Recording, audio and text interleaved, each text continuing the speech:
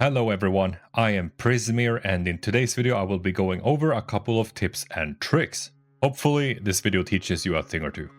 Now as for the first 3 points that I have for you today, these are all going to be regarding the scoreboard or well, the daily and weekly challenges that you get. So the first one of these is specifically when you need to scrap junk.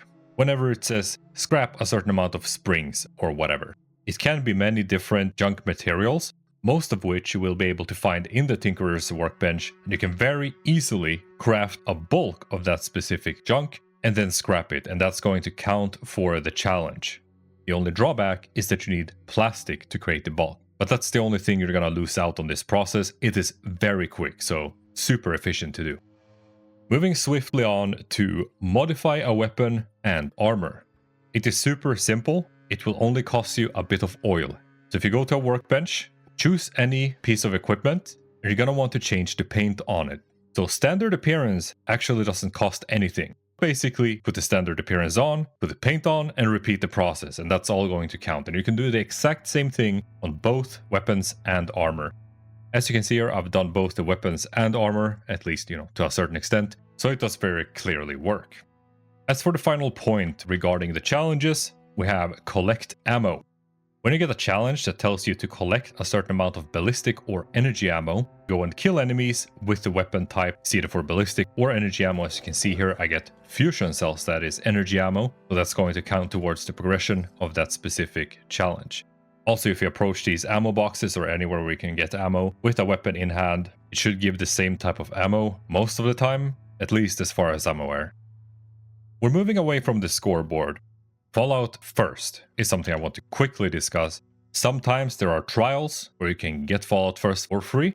There is even a trial running right now as I'm making this video, but I don't know if it will be out in time for you to grab it. Either way, if you're considering buying Fallout First, I would recommend to just buy the 1 month to begin with, assuming it's the first time you're doing it. The reason for this is you're getting the Scrapbox and Ammo box. The thing is, you can put in as much junk as you want and as much ammo as you want, and when your Fallout First membership runs out, you can't put more things into them, but you can still withdraw. This is something I did for the first time when I got my membership. I just bought the 1 month, and I probably played for a good 3, maybe even 4 months before I got it again. Moving on to our fifth point here, terminals. It's a quick and neat tip because it does tell you at the bottom of the screen, as you can see, tab to go back. But the thing is, using tab only brings you back one step at a time. Now, while that can be useful, at least on PC, if you press escape, it's going to instantly send you out of the terminal. I don't know what the button is for console, unfortunately. Maybe someone can shed some light on that. But just know there is a way to instantly exit the terminal, which is very handy in many situations. The Whitespring Sulphur Fountain. Drinking from this will remove any disease that you might have. So if you don't have a symptomatic, it's super good. So you gotta go to the Whitespring Golf Club. Around this area you wanna be careful though, because you can find some pretty fierce enemies. So keep a lookout for that, but Mr. Fritz over here is probably not gonna cause any troubles, hopefully. Anyway, on the wall here you can see that we got the sulfur water fountain. As we can see here, I am also diseased. I got radworm, so I drink from it, and voila, the disease has disappeared. Beautiful. Next up, renaming items. You're able to rename items in this game, especially useful for your weapons and armor tabs. All you need to do is look at the bottom of your screen. It says X for inspect or repair. That's what you do. And then again, it says V for rename. You simply click that and you can rename it to whatever. I like to start out with this vertical bar. That's something that I would recommend for you to use as well. And the rest of it, you can name, your item to whatever you want.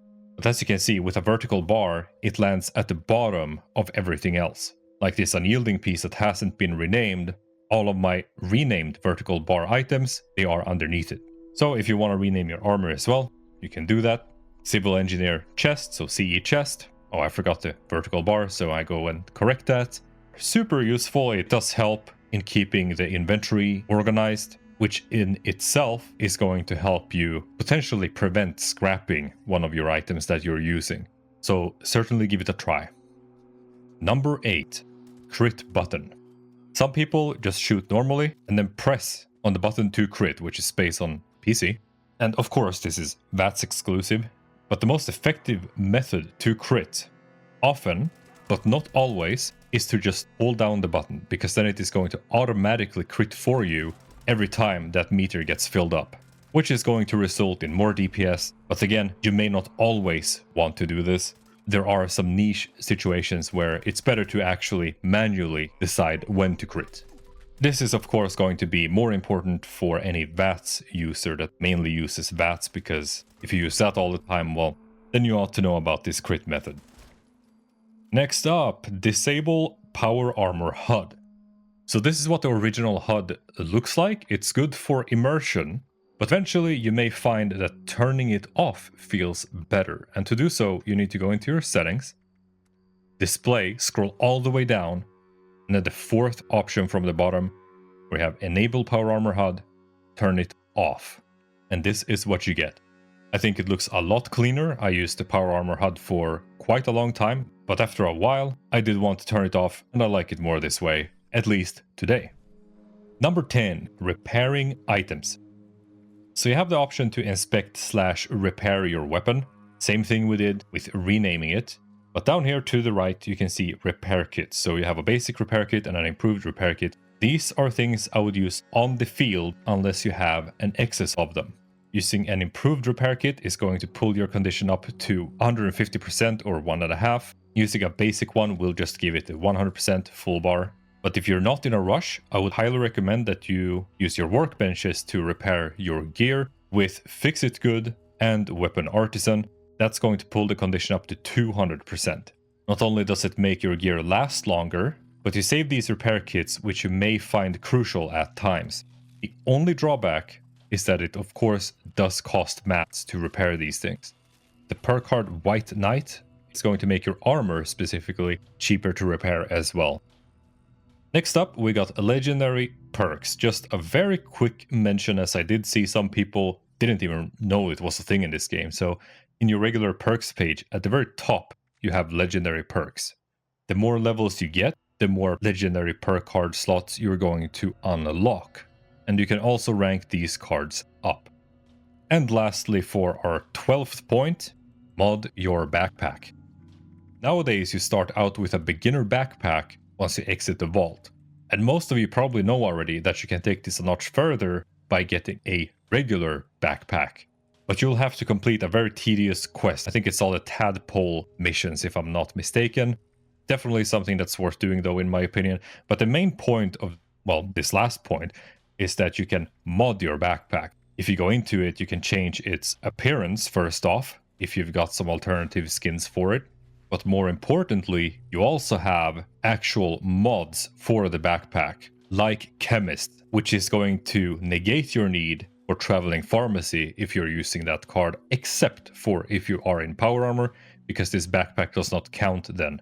You also have a couple of other ones. Some are really difficult to come by, but using one of these mods, totally worth it. Getting the backpack in itself, totally worth it, if you are planning to stick around in this game for some length of time. That's all I had for you in this video. I hope you found it useful. If you did, make sure you like, subscribe, and maybe comment something, and I will see you next time.